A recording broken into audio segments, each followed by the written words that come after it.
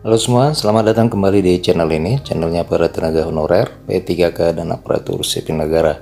Video kali ini kita akan membahas terkait dengan jalan tengah yang diambil oleh Menteri Pendayagunaan Aparatur Negara terkait dengan penataan tenaga honorer. Untuk itu kepada rekan-rekan, silakan disimak dan ditonton secara lengkap video ini agar rekan-rekan bisa menerima informasi secara utuh dan menyeluruh.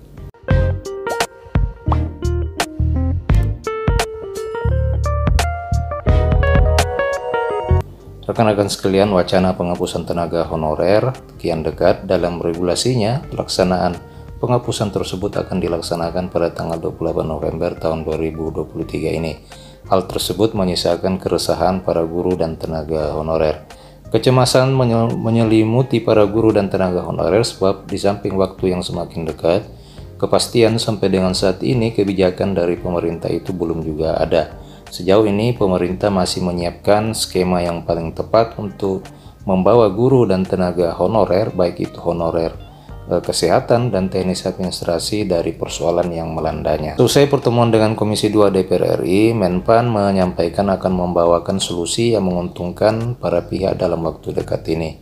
Hal itu diungkapkan saat ditemui di Kompleks Parlemen Senayan.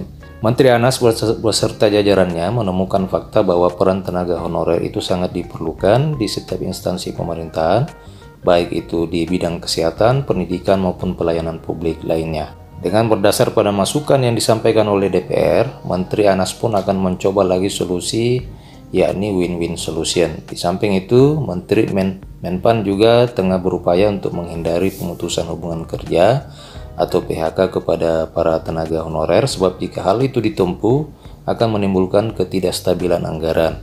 Kemudian sebelum akhirnya wacana penghapusan guru honorer dilaksanakan, pemerintah berusaha untuk tidak mengurangi pendapatan mereka selama masih mengabdi sebagai tenaga honorer. Pemerintah juga akan tetap menggaji honorer dengan berdasar pada regulasi yang ada.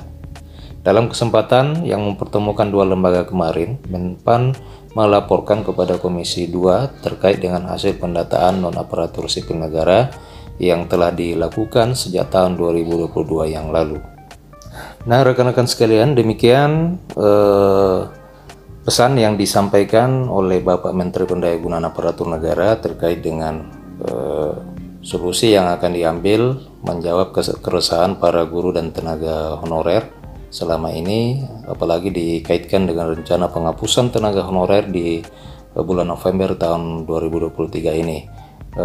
Menpan telah menjamin bahwa kebijakan pemerintah sebisa mungkin akan menghindari yang namanya pemutusan hubungan kerja, termasuk memastikan agar supaya pembayaran gaji dan tunjangan para tenaga honorer itu bisa tetap dibayarkan ataupun tanpa mengurangi jumlah dari jumlah tunjangan dan gaji yang telah diterima tenaga honorer.